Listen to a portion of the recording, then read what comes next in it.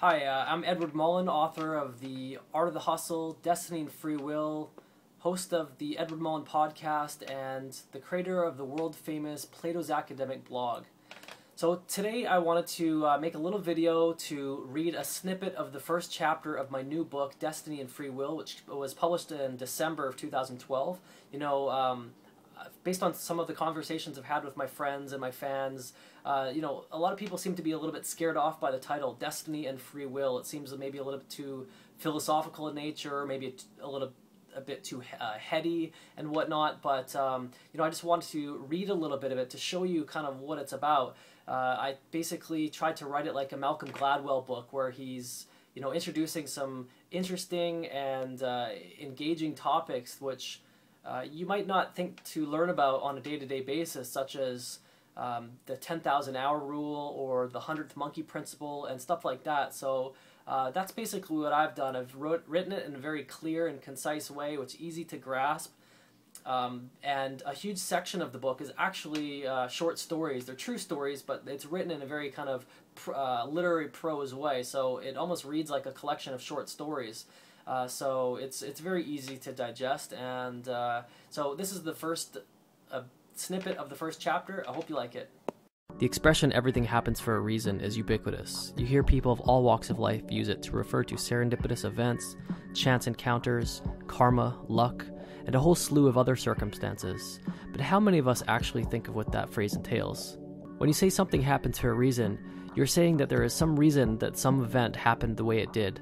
The connotation in the word reason implies that an event happened in a particular way because some mysterious force in the universe, some may call this force God, has determined the outcome to be that way rather than another. I'll illustrate this with a fictitious example.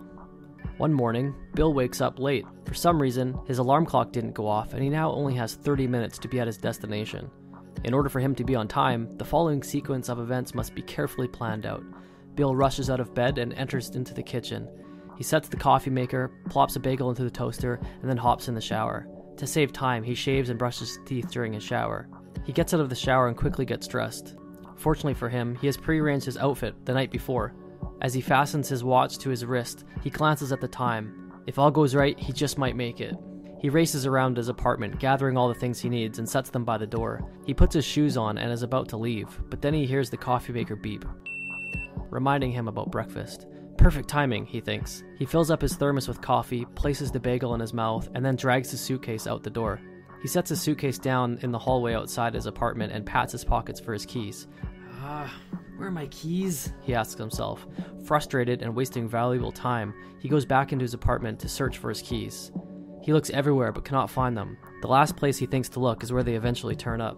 He rushes down the hall and into the elevator. The elevator is quick to take him down to the parking garage.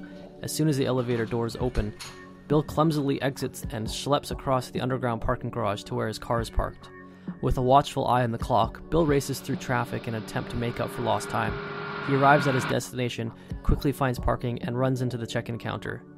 As he tries to catch his breath, the representative behind the counter informs him that he has just missed his flight.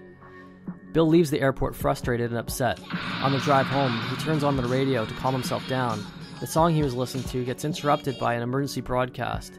The news is so shocking that Bill has to pull over to collect his thoughts. He learns that the plane that he was supposed to be on has just crashed shortly after takeoff, killing all passengers on board. Whatever frustration Bill initially had with the situation has now turned into sorrow. As much as he wants to be mournful of the great tragedy, a large part of him wants to run in the streets celebrating his life.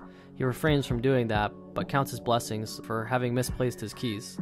Bill takes out his cell phone and calls all the people who thought he was supposed to be on that plane and tells them the story of how he missed his flight.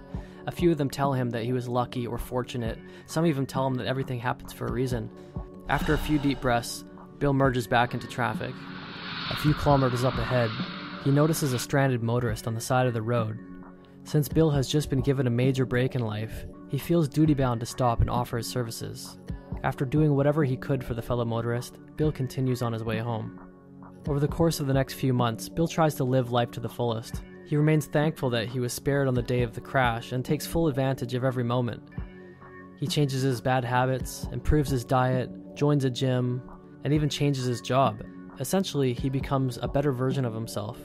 Instead of being content with life, he takes his newfound zeal and pursues his dream job.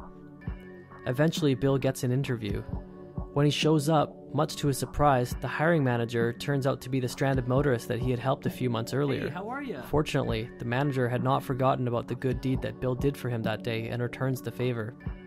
As Bill sits in his new corner office, gazing out at the incredible view, he has a chance to reflect on the series of events that has led to him being where he is now. A faulty alarm clock, a beeping coffee maker, a misplaced set of keys. They all turned out to be catalysts for a new and improved life.